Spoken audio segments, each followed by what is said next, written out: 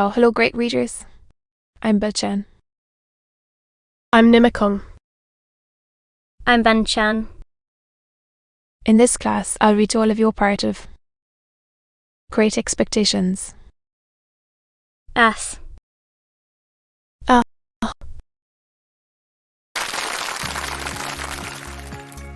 Great Expectations. Charles Dickens. Chap. 5th Sec 1. On our doorstep. Caused the dinner party to rise from table in confusion. And caused mice, Joe re-entering the kitchen empty-handed,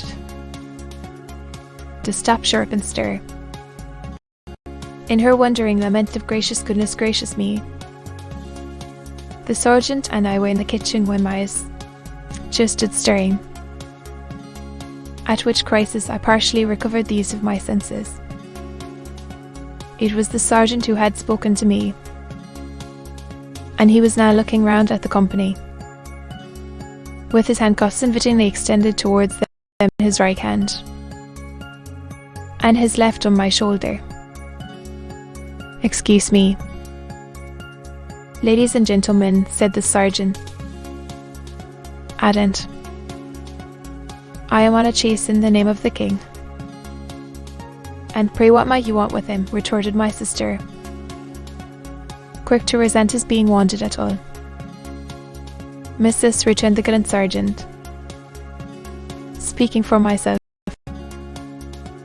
I should reply, the honour and pleasure of his fine wife's acquaintance. Speaking for the king, I answer." This was received as rather neat in the sergeant, insomuch that Mr.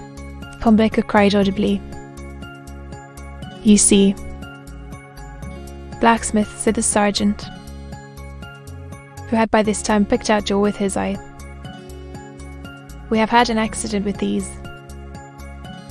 and I find the lock of one of 'em goes wrong, and the coupling don't act pretty, as they are warranted for immediate service." Joe threw his eye over them, and pronounced that the job would necessitate the lighting of his forge fire, and would take nearer 2 hours than 1. "Will it? Then will you set about it at once?" "Blacksmith," said the offhand sergeant, "as it's on His Majesty's service, and if my men can bear a hand anywhere, they'll make themselves useful." With that, he called to his men, who came trooping into the kitchen one after another, and piled their arms in a corner, and then they stood about, as soldiers do, and, with their hands loosely clasped before them, and, resting any oar shoulder, and, easing about oar pouch, and, opening the door to spit stiffly over their high stocks, out into the yard. All these things I saw without then knowing that I saw them, for I was in an agony of apprehension, but beginning to perceive that the handcuffs were not for me, put it in the background. I collected a little more of my scattered with. "Would you give me the time?" said the sergeant, addressing himself to Mr. Blecock. "The time? That's not so bad," said the sergeant, reflecting. "Even if I was forced to halt here night 2 hours, that'll do. How far might you call yourselves from the marshes?" "Hereabouts? Not above a mile." "Just a mile," said Mice. "Joe, that'll do. We begin to close in upon him about dusk. A little before dusk. My orders are, convict." "Sergeant?" asked Mr. Waffle, In a matter-of-course way, I returned the sergeant. They are pretty well known to be out on the marshes still, and they won't try to get clear of him before dusk. Everybody, myself excepted, said no, with confidence. Nobody thought of me. Well, said Sergeant, they'll find themselves trapped in a circle, I expect, sooner than they count on. And blacksmith, if you're ready. Joe had got his coat and waistcoat and cravat off, and his leather apron on, and passed into the forge.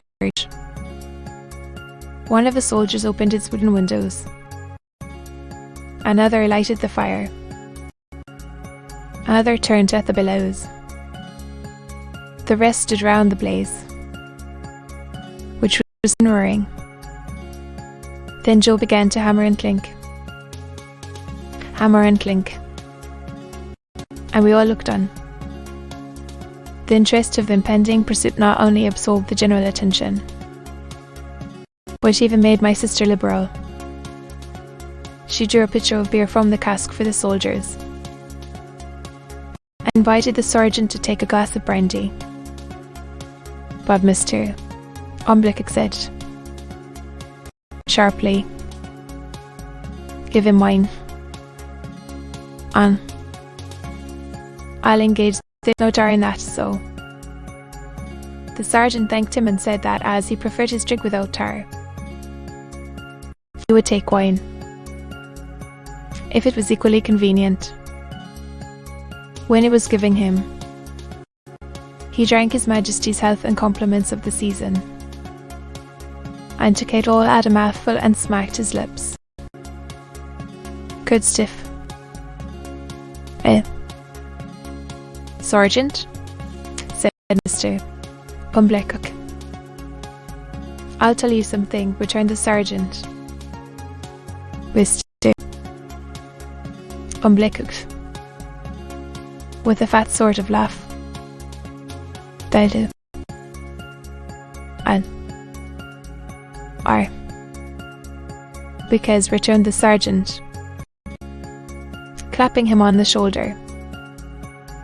I think so, said Mr. Pumblick, with his former laugh. With you. Hobbenub, returned the sergeant. Of mine erring once. Win twice, bastion on the musical glasses. Your health. May you live 1,000 years.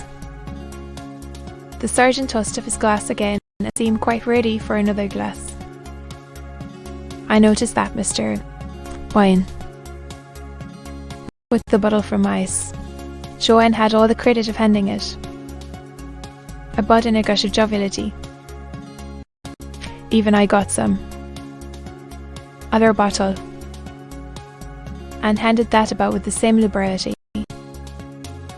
When the first was gone, as I watched them while they all stood clustering about the fridge, enjoying themselves so much. What? They had not enjoyed themselves quarter so much. Before the entertainment was brightened with the excitement he furnished. And now, when they were all in lively anticipation of the jubilance being taken, and when the below came to roar for the fugitives, the fire to flare for them, the smoke to hurry away in pursuit of them, Joe to hammer and clink for them, the blaze rose and sank. The red-hot sparks dropped and died. On their account. For riches. At last, Joe's job was done, and the ringing and roaring stopped.